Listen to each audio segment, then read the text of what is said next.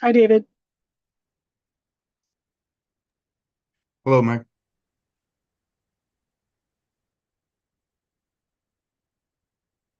I can see the agenda okay, Aaron. Thanks.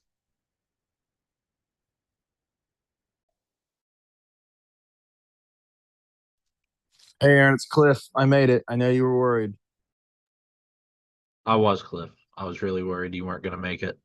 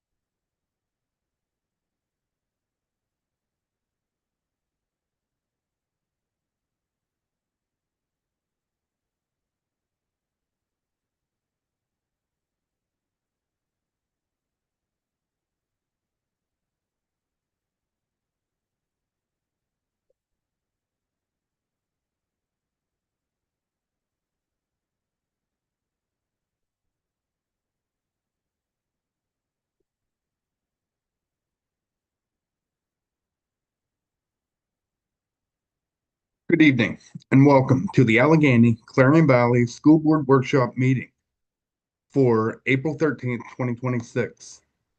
The AC Valley workshops are conducted virtually, and the link to access the workshop is always posted to the acvsd.org website.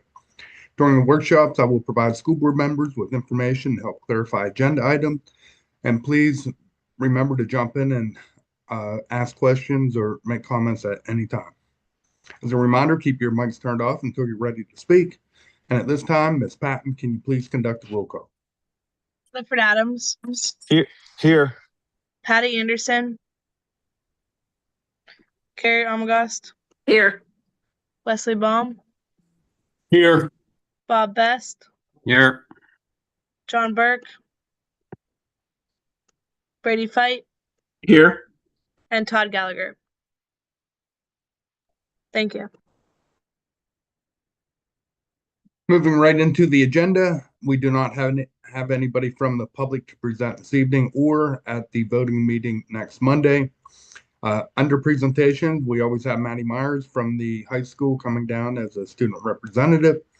Nancy from Mazaro Project Management Company will be presenting information on the auditorium virtually at the voting meeting next Monday. And we do have Miss Longo with us. She's going to speak a little bit whenever we get into finance and purchase and talk about textbooks. Under board concerns, we will be breaking for an executive session during the voting meeting on April 20th to discuss personnel. Letter B, you can see that we're still advertising to fill our Foxburg seat. And if you know anybody who's interested, please tell them to submit a letter. And at this time, I'll open up to address any kind of school board concerns that we may have this evening.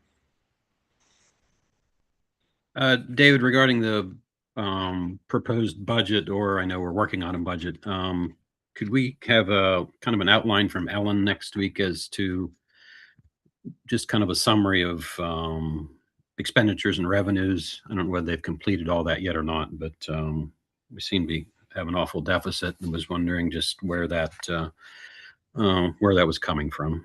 So Yes, absolutely, Bob. We're working on it currently, and Bob alluded to, we did have a finance committee meeting. I will be presenting the preliminary budget next Monday, and we'll have a better idea at this time. We are experiencing a shortfall in revenue for the 26-27 school year. Are there any other board concerns that we can address at this time? Moving right into the consent agenda, we'll explore some of the conferences and field trips that we have on page 5. If you could take us down there, Aaron. First off, it's a conference from Michelle Austin. She's our attendance officer and PIMS liaison. She's gone up to the IU to receive updated information, network upgrades, and new reporting requirements and guidelines. We also have the PBIS group taking a group of students who are seniors down to Foxburg Pizza and the bike trail as a reward trip. And just keep in mind that group of seniors have not been written up or disciplined since 7th grade the whole way through their high school career. So that's certainly a group that we should be celebrating. In addition to that, we have Mrs. Logue. She put in to take a group of students to Geneva College. They're going to visit the college, listen to the admissions presentation, and have lunch on campus as they explore various college options. In addition to that, we have Mrs. Bashline and her staff putting in a request to go to Altitude Trampoline Park in Ponderosa. That's part of the life skills goals that they have in there. They're going to learn social and communication skills, problem solving, and adaptability. Mrs. Logue, you'll see she put in for a community service trip over to West Freedom. They'll be working by cleaning tombstones and landscaping, raking leaves, and preparing the cemetery for Memorial Day. A field trip we have is the annual 6th grade. They go down to the Science Center, and they have a whole host of hands-on experiments and activities set up for them. They focus in on robotics, anatomy, engineering, and we'll be viewing a movie as far as the life on the Amazon. And then myself, I submitted the annual legislative trip. We'll be heading out as a group with the Northwest Summit. We're also going to be meeting up with our PASA partners, and I believe PASBO will be out there that day as well. We're working on agenda items that include, but not limited to, continued cyber reform, a fair and balanced budget passed on a timely manner.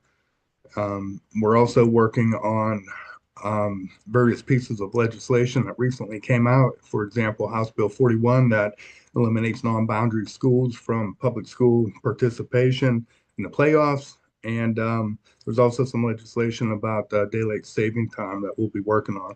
We'll also be discussing unfunded mandates tied into professional development and items that are associated with the school code.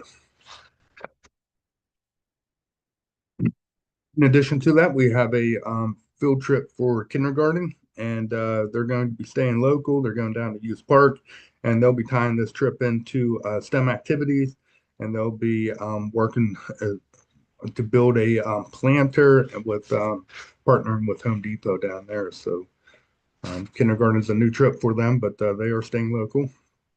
3rd grade, they're going into Jennings Environmental Education. They're going to be working on increasing their knowledge and awareness of beauty and the importance of the natural resources around us. They'll be exploring the 20-acre prairie ecosystem that's available for them. We also have Mrs. Hartle up at the high school. She's taken a group of students from the Do Something Good Club to a mental health awareness day.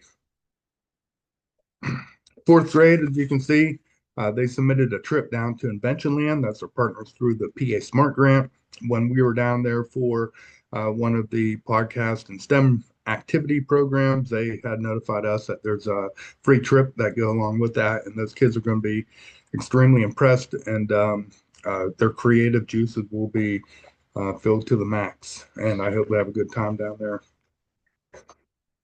We also have STEM Next. That's Jessica Melly, Sarah Howe, Kim Caldwell. They're going to be taking a group of our students to the state competition for the STEM Next Design Challenge. And they've been doing that for several years now. And Mrs. Melly should be commended for her efforts with the not only the art program, but also the STEM activities.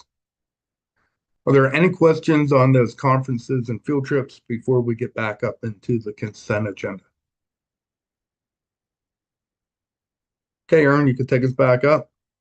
Under letter B, we do not have any substitutes to approve. Letter C, we do have our partners from Jefferson, Clarion Head Start, pre-K counts. Karen Ray submitted her annual request to use our facilities on June 15th for registration.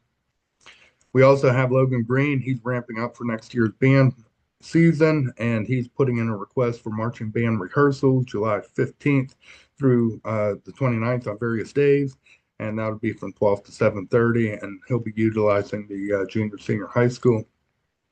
In addition to that, he submitted a request for band camp, and every band director that I've worked with does this a little bit differently. So Logan's working on having the kids here, excuse me, on campus August 3rd through August 7th from 8 a.m. to 3:30 p.m.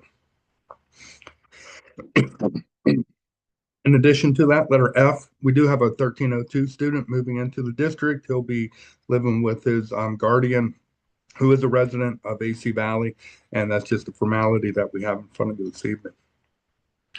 Letter G is Stephanie Best. I talked to her. She's very involved with the Clarion County Library System, and they're going to be working on a scavenger hunt, and they'd like to use our parking lot as the purpose of a final stop and collaborative effort with that group. So I told Stephanie we'd get down in front of the board and support her on her endeavors. And then finally, we have in front of you Jessica and Melly and the Art Club. They've been staying after and working on various forms of art. They'll be utilizing the cafetorium and the downstairs of the elementary for an art show on May 13th from 5 to 7. I do encourage everybody to show up. There's always various pieces of art, not only from the elementary, but also the high school. I see Mrs. Mortimer bringing down art today at the end of the day. So before we move into finance and purchase, are there any kind of questions or concerns about the consent agenda that I can address? On page 2, finance and purchase, letter A through H, we'll be paying the bills and listening to Stacy's report next week. I will be presenting the 26-27 preliminary budget. And one item that we did get in and didn't make it onto the agenda is a payment to Burns Construction for the auditorium. And it's various work that they're doing for just over $35,000. That'll be added on to the workshop as presented, the voting meeting as presented. Letter I, that's a payment down to our partners from Inventionland of $31,927 from the PA Smart Grant. The next two items are just formalizing the motion that we approved last month for Logan Green and the marching band to get new uniforms. It's just broken down with the bags, hats, and French upright plumes, and then also the hats, coats, and jumpsuits. That is tied into a split between us and Union. Union had approved also this particular budget item as well. So we'll be working together. We'll be hopefully working to get these band uniforms up and ready for the fall. David, is that a 50-50 split with Union, or is that based on participation from each district? Or I believe right now this cost is AC Valley's, and we have 50 of them, and then Union will have the same cost, and they'll have 50 as well. So it's a projection that they have, give or take, depending on the size of them. So Union should have the exact same cost in front of their school board. Okay, all right, thank you. Sure. Letter L, that's our project manager. That's Nancy and her services. That's part of the first month payment of $14,521, and that's paid for through the bond. We also have in front of you a discussion about going out for an RFP for football field lights. paid for through the bond. Preliminary numbers are coming in. A low number initially was 35,000, but it's probably going to be anywhere between that and $75,000. We wouldn't know the exact cost until we went out for the RFP. I did write a community agreement grant to Central Electric to see if they'd be willing to partner with us, whether it be reducing the labor or helping offset the cost of that. I'm waiting to hear back from them. And that's just a discussion coming from the football field committee. James is working with our electric company to have them come out and test the light poles to make sure that they're sufficient enough to put lights on them. We have not got the results from that, but as soon as we do, I will share that with the board. Does, being we're a Penelec customer, does Penelec have any type of grant or money that might be available that they? This time we have not reached out to Penelec. I could put that on my to-do list and see if they have anything that they can help us out with. Just a thought. Yep, good thought, Bob.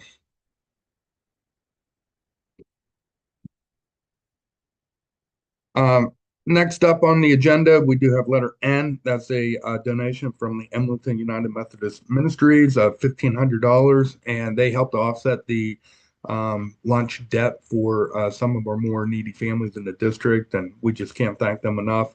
We worked together with the business manager, food service director, and superintendent to be able to distribute that accordingly and offset those costs.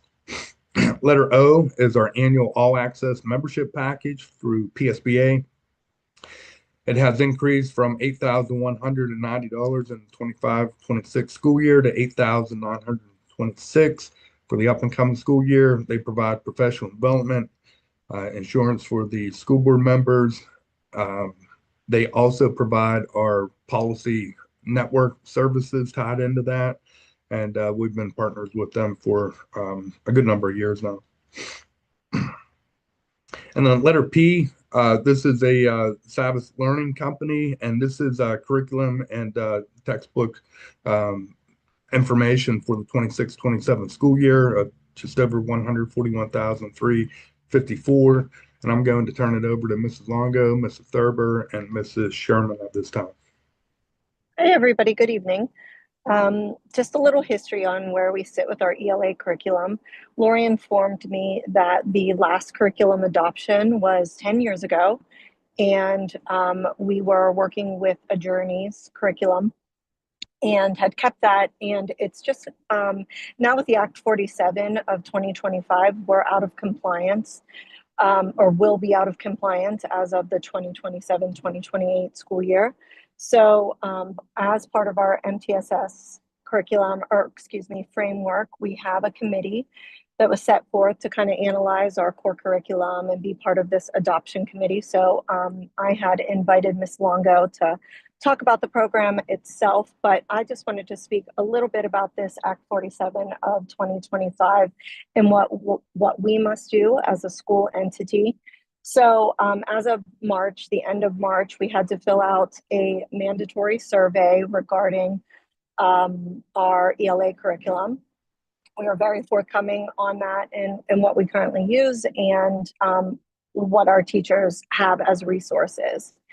Then by 2027, we must approve a professional development outline to ensure that teachers complete it by 2028. We must report that to PD annually through our Future Ready Comprehensive Planning Portal, which is something that we fill out every year on through the e-grant system. It's called the FRCPP for short on there. And then we were trying to be proactive this year and adopt this curriculum because it is mandated in the school year of 2027 that we have an evidence-based reading curriculum. We must have a universal screener in place where we test students 3 times a year. The good news is that we already have that. Our MTSS and data analysis team is really strong in that. As of last year, we started with this year, excuse me, at the beginning of this year, we started with our Fast Bridge. So we do that 3 times a year. And then by that same year, 2027, we must have reading intervention plans in place for all students that show risk. So like I said, in order to be proactive, we sort of started this last year, and then we did a little pivot with our math curriculum because our contract was up with the iReady program and the that math series that we were working with. So we had a committee of 10 teachers. They represented all grade levels in primary and both intermediate were represented. We met several times after school. Teachers did work, on their prep periods and stayed after, and then worked on their own time to kind of fill out rubrics, analyze. We narrowed it down to 3 contenders, if you will, and we had presentations virtually through those series. We spoke to a host of consultants. I reached out to them with teacher questions and tried to get answers for them. But honestly, Miss Longo was instrumental in kind of spearheading that after school. She consolidated all of our evaluation through, we filled out, everybody that was on the committee filled out rubrics that was recommended by the Reading League. So Ms. Longo went ahead and scored everything, consolidated all of those scores, presented the information, and the company saw this kind of rose to the top. I believe that Ms. Patton has included those rubrics for you for our 2 highest series that we were really looking at. And those should be in front of you or attached to the agenda. And from there, we went back and forth, had some discussion, really looked at things, and then decided as a committee that Savas was the front runner there. And most of the series that we're looking at, and we found out, run K through 5. So K through 5 has a series, and then through the same company, we purchased, or we're hoping to purchase, the 6th grade level that falls in line with that. So I know that this was a favorite of Ms. Longo's after she really thoroughly analyzed it. So I'm going to let her speak to that a little bit. And if you don't have any questions for me. Anyone? Carrie, are you there? I am. Can you hear me? We sure can. Okay, I'm having some technical difficulties, so I apologize if I fade out. One of the things that Savas realized really stood out in is the rigor. We were pretty pleased with both of them, Wonders and Savas, but after having the presentation and really discussing everything, looking at those rubrics a little bit more in depth, we were really interested in the way that they had a level of depth for critical thinking, and the stories were a lot more involved and brought out the higher DOKs as far as depth of knowledge and how they presented questioning. There's a real battle right now with different series trying to push science and social studies inside of their reading curriculum, but then they drop out on fiction, and we felt that this was a really good balance of both, instead of having kids feel like they're reading science textbooks and social studies textbooks. Of course, there's a time to have that informative text, but you don't want to take away all your fiction as well, because really reading class is the place where you get that fiction in your ELA curriculum. So we were happy with the balance in Savas for that. Also, something that I felt very passionate about is vocabulary. Kids don't get vocabulary. People aren't talking as much. Everybody's on social media. It's very, slang based or just commonplace. The vocabulary in Savas is amazing, and it goes beyond just content area vocabulary. It's something that they're going to use day to day that'll help their understanding in all areas. So that was really important as well. We did talk to a lot of teachers at our different professional development opportunities like our countywide in-service day. We do know that Keystone had Savis before. I talked to some teachers there that wished they would have kept it. They did switch to Wonders, but another kind of theme that kept coming up within our teachers was that our journeys is very similar to Wonders, and we just felt it was time to make a change and do something different and bring in some of that rigor. Are there any questions? Is there anything I could go into about it? You did great, Carrie. Thank you so much. Thank you.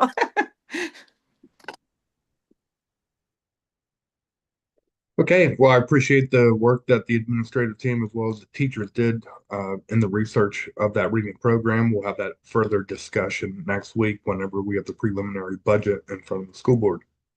Regarding David, regarding that reading series, I know we're kind of crunched with the budget this year, but if we haven't had, it's been 10 years apparently since we've had an updated program for that.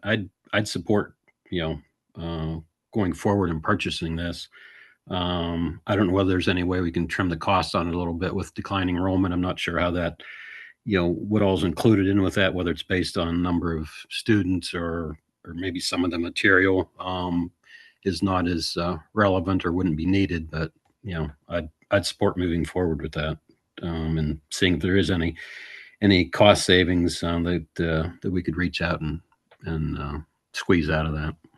Just my comment on that. Yeah, Thank you, Bob, for that appreciation. suggestion. And originally the quote came in at $180,000. And I sat with the teacher suggestions and what they were really hoping for and whittled about 40 grand off of that. But that is certainly something I can go back with the teachers and even dig a little bit deeper in to see what where we can cut some costs on that. Thank you. Mm-hmm. Thank you, Mrs. Thurber. Make sure you get that to us by midweek, and we'll update that agenda item. Yes, I will try my best on getting that down a little bit. Okay, in addition to that, we have letter Q in front of you. That's a RFP for a pool building to store equipment in between the football field and the track. We have some preliminary numbers coming in, about $75,000 for that. That is a steel building with a garage door, man door, and concrete floor, no electric, no insulation, drywall, just basically a storage unit that we could build upon. Keep in mind that was not part of the bond, but it was something that we had made a recommendation that we need to store our new equipment in.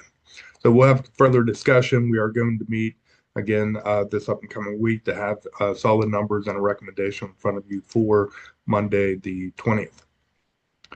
In addition to that, we did meet with Amos as well as Jeff Fowler today, and we were able to receive 3 quotes for the football field grade renovation. And they range, we have to do background checks and clearances and all that stuff, but they range anywhere from $258,000 to $543,000. Keep in mind that we roughly have and Courtney and I are working on these numbers to get them exact, but we have roughly 130 in it right now. If we were to take that lowest bid of 258, that's still under 400,000 we have in the field. And Jeff's going to be at the meeting next week to discuss this. Our original budget for that football field was $753,996. So even though that first initial stab at the field did not go as planned, we're still far under budget. So we could fit that pool building into that, and lighting system, and we'll need a fence around that football field too. So with all that being said, it is an additional cost, but it's also under budget from what we originally had with our bond. Any questions about finance and purchase, any of those items, the pool building, the RFP for the football field, any of the motions to pay other items of the renovation project?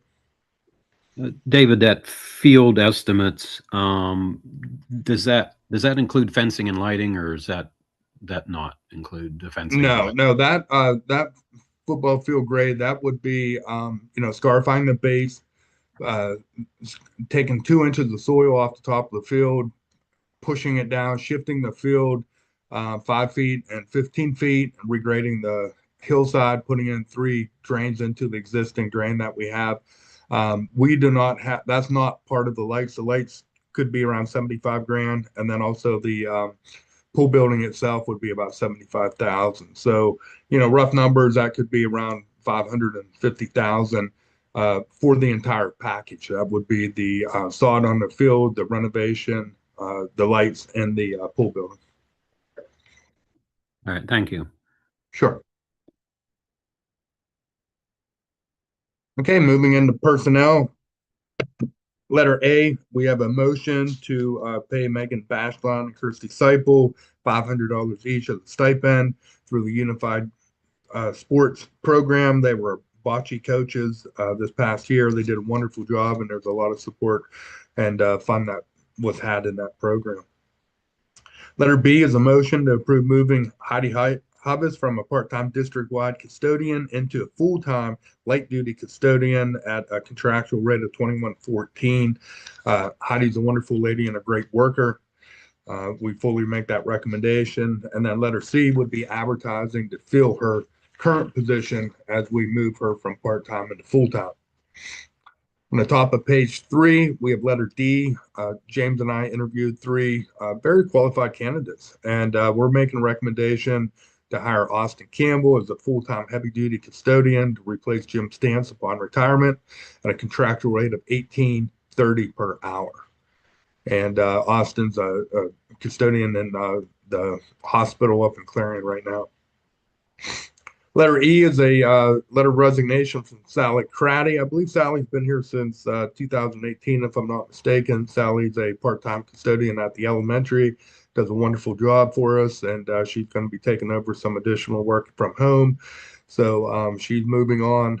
Letter F is a motion to advertise that 3-hour part-time custodian for the elementary. And then also letter G is a motion to advertise for summer mowing services. We may be able to get one of the custodians that interviewed to pick up that work. Heidi also did that. She was a part-time custodian, but in the summertime, she was also paid an hourly rate to come in and mow. And then letter H, we're making a recommendation to hire Kendall Hickman on as the new junior senior high school principal at a salary to be determined. We had 6 applicants for the position. We had several administrators, teachers, support staff participate in round 1. We narrowed the field to our top 3 candidates. We put them in front of a group of school board members, administrators, and teachers, and we're making a recommendation with Kendall Hickman at this time. Letter I, we also interviewed for the part-time assistant business officer and transportation director, and we're recommending Virginia Bowser. We had 7 people apply. We called 4 people to be interviewed. 2 people dropped out because it wasn't full-time work, and Virginia comes to us with a really good skill set. She does a lot of the work currently as we're needed here in the district. She has account payable experience. She has business office experience. She, I think, will be a really good fit and help and support the business office down here. And that's a contractual rate of $17.12 per hour. Letter J, we did advertise to fill our head varsity basketball boys position. That is one of only 2 programs that we still host here at the district. We want to keep that program alive. We have a lot of kids in the area that's participating. And we had 4 applicants. We have 3 scheduled at this time to be interviewed Thursday evening. And we will be making a recommendation to hire on Monday, April 20th. In addition to that, we're taking over the girls basketball program. We'll be the host. And with that being said, we are going to open up the varsity girls head basketball coach position. So if you know anybody in the area who's interested, please have them submit a letter of interest. And we're hoping to hire in May. And then finally, we have one of our elementary teachers going out on FML leave, and we'll be making a recommendation of McKenna Lavella to be hired on as a long-term sub for the remainder of the 25-26 school year at the elementary. At this time, are there any questions or comments about personnel? Instructional services, we'll hear the reports from the administrative team next Monday. And under policy, we do have 3 policies in front of you. And I'd like to make note of several items that's inside these policies. Trauma-informed approach, that's policy 146.1. The purpose of this is to address trauma in order to meet the academic, behavioral, and professional needs of students and staff. And we're putting a plan for trauma-informed approaches in place with this policy. This was a recommendation through an evaluation that we had with our safety committee here at the district. It is a PSBA policy. Definitions, trauma is a series of events or an event that has a lasting adverse impact on an individual's cognitive, physical, social, and emotional well-being. Trauma-informed approach is a school-wide approach to educate and a classroom-based approach for student learning. So we do a lot of this with the MTSS framework and the PBIS. We're just formalizing it into a policy at this time. The trauma-informed approach is a plan that's used evidence-based practices and reflects the needs and resources of the district. School boards ensured to support an attendance policy, a discipline policy, curriculum and planned instruction program, student services that includes policies and programs, focusing on building, maintaining appropriate supportive relationships between adults and students. School wellness policy promotes student safety and security, understanding students' backgrounds. We're also to be budgeting for fiscal resources to support this policy. As we plan future facility upgrades, we have to keep in mind that safety and security is tied into that. And then a supportive school climate and community. The responsibilities are the superintendent, director of special ed, psychologist, school counselor, and the principals. And the school boards they must support research and apply available funding for school safety. Safety and security officer will tie this policy into the end of year report. We'll provide evidence-based training to students and staff. And we also do various screening that does include parental support. We currently partner with the SAP team, which is the Student Assistance Program, and then the Threat Assessment Team, and various other health support systems that we have here on campus, but we also contract out. We have age-appropriate instruction, and we're focusing in on an employee wellness program for next year as well. So that'll be reading number 1 for trauma-informed approach. And then I also have 2 policies tied into technology. We did have a technology committee meeting last week, and we've reviewed all these policies, and we spent a lot of time and went into great detail. First off, we have in front of you policy 815.